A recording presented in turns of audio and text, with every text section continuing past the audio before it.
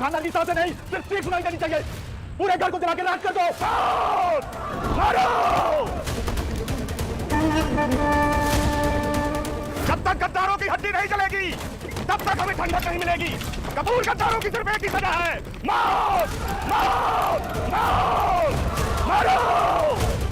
हमारा इंसाफ कपूर परिवार की लाशों से होकर गुजरेगा। और कपूर वंश का आखिरी दिन है।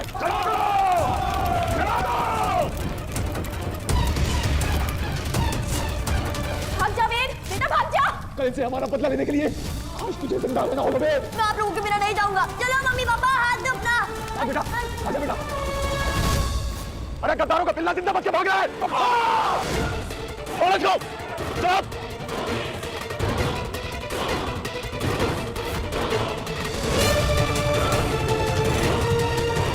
उसके नन्हे कदम तेजी से बढ़ने लगे, जिसका पीछा कोई नहीं कर पाया। लेकिन अचानक वो एक पेड़ जैसे आदमी से टकरा गया। वेद की सांसें रुक गई। उस आदमी का चेहरा ढका हुआ था, पर आंखें चमक रही थी।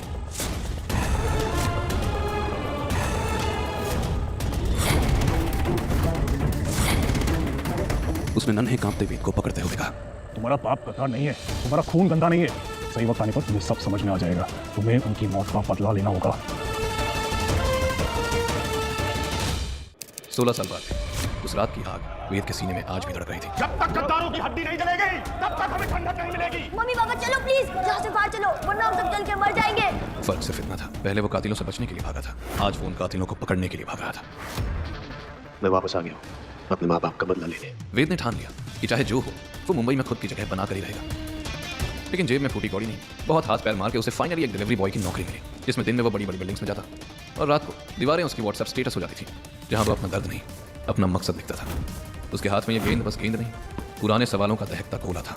अगर आज उसके मम्मी पापा जिंदा होते तो वो किसी ऑफिस में बड़ी सी कुर्सी पर बैठा होता, ना कि कंगालों के किंग। इधर आ। सर, बाइक लेकर जा और 10 मिनट में ये सारे बॉक्सेस डिलीवर कर दिया। सर आप बिल्कुल टेंशन मत लीजिए, आप जानते हैं ना मैं डिलीवरी में कभी भी डिले नहीं करता। आप मुझे 50 बॉक्सेस दीजिए, 500 बॉक्सेस दीजिए, मैं टाइम से डिलीवर कर दूंगा। बस एक छोटी सी रिक्वेस्ट ये थी कि आज का जो मेरा पैसा है वो टाइमली दे दीजिएगा प्लीज़। वो क्या है ना, मुझे आज पैसों की बहुत ज़्यादा ज़रूरत है, मेरे किसी स्पेशल का बर्थडे और मैं ओ मजनू, क्या मुझे पूरी कथा सुनाएगा? 9 मिनट तेरे पास, सिर्फ 9 मिनट, चल जल्दी कर। वेद ने ये सुनते ही वो सारे पैकेजेस उठाए और चीते की तरह भागते हुए सबकी डिलीवरी करने निकल पड़ा। अरे इस उल्टी बुद्धि को बाइक ले जाने में क्या प्रॉब्लम है, जबकि बाइक खाली पड़ी है।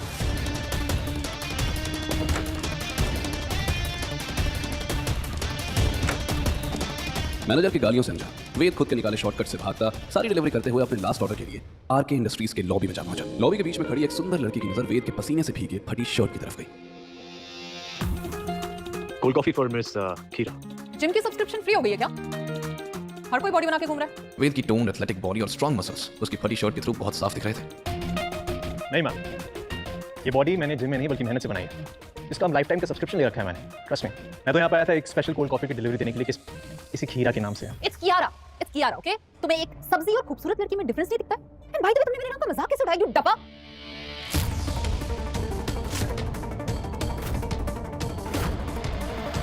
आपकी स्पेशल डिलीवरी मैम।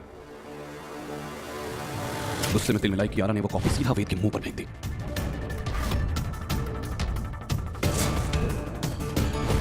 अब मेरा नाम कभी नहीं भूलोगे। Now get lost.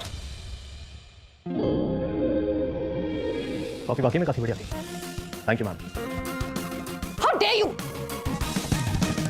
दूसरी तरफ एक भीगी हुई शर्ट के साथ वेद रेस्टोरेंट पहुंचा और उसने जल्दी से कपड़े बदले। हॉल में फिर वो अपनी सैलरी लेने गया ही था कि उसके मैनेजर ने उसे पेन और नोटबुक पकड़ाई। सुन, ये पकड़।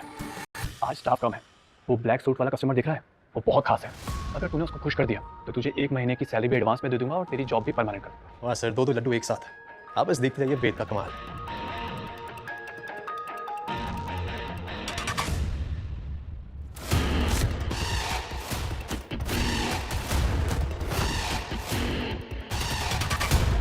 कपूर खानदान की सांसें नहीं, सिर्फ चीख सुनाई देनी चाहिए। ये आदमी मुझे देखा हुआ क्यों लग रहा है? उस हट्टे कट्टे आदमी के चेहरे पर एक रहस्यमयी हंसी थी जो वेद को उस भयानक रात की यादों में धकेल रही थी।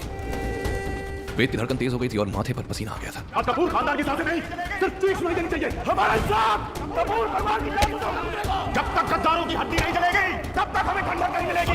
कपूर गद्दारों की सिर्फ एक ही सजा है, मौत!